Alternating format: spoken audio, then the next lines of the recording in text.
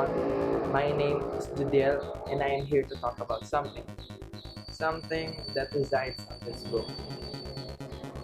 As you guys may know, Filipinos are putting way too much effort into preparing for their different traditions as they find their soul and peace in celebrating this tradition. But without further ado, let's get right into it. We all know that Filipinos are ample when it comes to cultures, and it is a must to practice this various tradition to cultivate optimism and hope for everyone. As Christians, many of our celebrations include mass participation of the public. Amidst the COVID-19 crisis, this won't stop the Filipinos to celebrate these traditions, because Filipinos are resilient and exceptional at finding ways to push their practices and wants. Due to the pandemic, things were not the same as before. We cannot do the traditional way of celebrating the Semana Santa, such as Posisyon, Palaspas, Salubong, and many more. But it did not stop the people from celebrating and proclaiming their faith to God. During this pandemic, each city has different kinds of way to celebrate the Semana Santa. In Kalumpit, Bulacan, they held Huwebes Santo, Prosesyon ng Santissimo Sacramento, wherein the cross of Jesus Christ and the priest riding on the truck, and going around Kalumpit, Bulacan, where people waiting outside their house while kneeling and their poons were beside them. La Purisima Concepcion Parish, Santa Maria, Bulacan, held the Maligayang Pasko ng Pagkabuhay through online mass. Also, in Santa Cruz, Santa Maria, Bulacan, Sub-Parish, they use online mass to help pagdiriwang ng kapistahan ng pagtatampok sa banal na krus. Feast of the Nativity of the Blessed Virgin Mary, celebrated at the parish of the Our Lady of the Abandoned in Marikina. The Marikina people were able to go, but with a high restriction like wearing face masks and physical distancing. The kapistahan ng kapanganakan ng mahal na Birheng Maria in Immaculada Concepcion Cathedral, Pasig, they allowed people to attend the mass in limited people inside the church. Physical distancing, face mask, and face shield are required. The National Shrine and Parish of the Divine Mercy of the Philippines held a ceremony for kapistahan ni Santa Teresita ng Sanggol na si Jesus, dalaga panpantas ng simbahan, with safety measures like wearing face masks and face shields. Kapanganakan ng Birheng Maria Candle Lighting Grotto in the National Shrine and Parish of the Divine Mercy of the Philippines. They celebrated online and they did not allow any people to attend, just the priest and a sacristan. The 20th Ligtas Maria exhibit in Baruswain Church, Malolos, Bulacan, celebrates through virtual to avoid the spread of the virus. In St. Francis Xavier Parish na Sugbo Archdiocese of Lipa, people were wearing face masks and following the physical distancing while the ceremony of Palm Sunday was happening. Dakilang kapistahan ng pagsilang ni San Juan Bautista in St. John the Baptist Parish, Lian, Batangas, where they held the procession where people are waiting outside their house as the sacred statues will pass by. It might be unusual for us to celebrate the tradition in our religions during this pandemic, but we still find ways to celebrate the glory of God even during the uncertainty.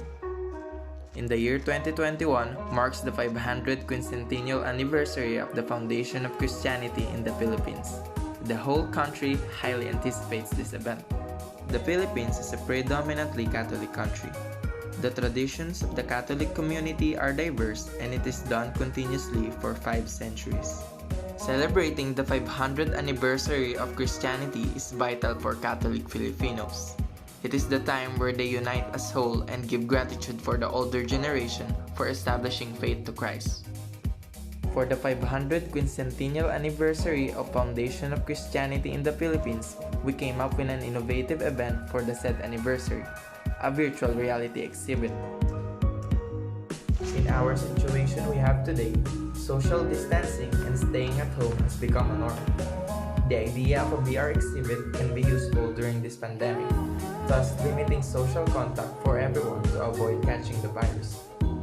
For this virtual reality exhibit, we choose the exhibit of the Ligtas Maria. The Ligtas Maria is an annual event of the Feast of the Our Lady of Sorrows in Malolos, Bulacan. The said exhibit of the Ligtas Maria will be held at the Museo Diocesano de Malolos Baroswain Church, Malolos City, Bulacan. It is the traditional place where the event is happening annually every September. The Museo Diocesano de Malolos Baroswain Church was built in 1888 or the late 19th century. The church was built for the Roman Catholic masses around Malolos. The church earned this title because it is the most religious building in the Philippines and a famous historical landmark in Malolos, Bulacan. It should be the place of the exhibit because the church attracts many tourists and engages many visitors for its amazing curved facade, rose window, and medieval bell tower. For the exhibit itself, we will make use of the virtual reality or VR. VR presents the real world and enhances it with synthetic electronic data or sets of magical virtual objects. Through virtual reality application, space can be recognized by using enhanced viewing screens and 360 degrees videos. VR applications can be accessed on platforms such as mobile phones and tablets. This suggests that by using virtual reality, the religious people who want to witness the same experience they had looking at the paon in real life would enjoy the virtual representation of the sacred statues by making it look real. VR creates a system that allows individuals to interact with the statues while being safe at home, instead of replacing physical objects with a computer. VR can help with the current situation of the world and avoid personal interactions with people due to COVID-19. Since we are in a time when we are not allowed to gather and leave our houses, VR can help bring exhibits to life, which made the perfect opportunity to use virtual reality to revive the things we lost, such as religious traditions. The VR exhibit will be available through the Diocese official Facebook page using Google 360 Virtual Tour as the tour application. People will have a VR version of the Museo Diocesano de Malolos experience. The audience for the event will specifically be netizens, since the exhibit will be held digitally and will be freely available for everyone to access. The event would last for a whole week and will be available 24/7 for the netizens to access it any time of the day. Using Google 360 Virtual Tour, it would cost around 30,000 pesos to produce Virtual Reality Museo. For the event, the Museo Diocesano de Malolos is free to use. For the image capturing, the hiring of videographers would be necessary. This would cost around 50,000 pesos for a videographer team.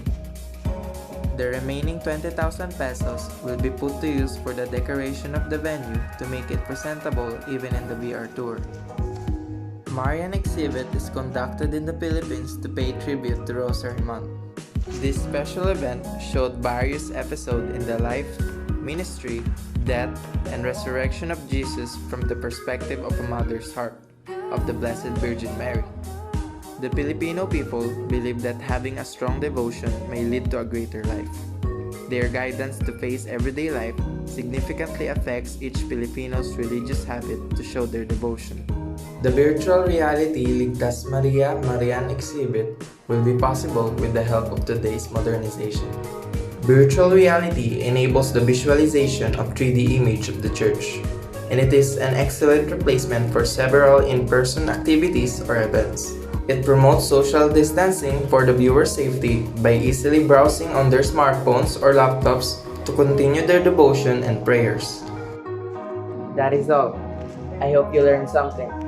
And don't forget to always wear your face mask and keep safe. Goodbye.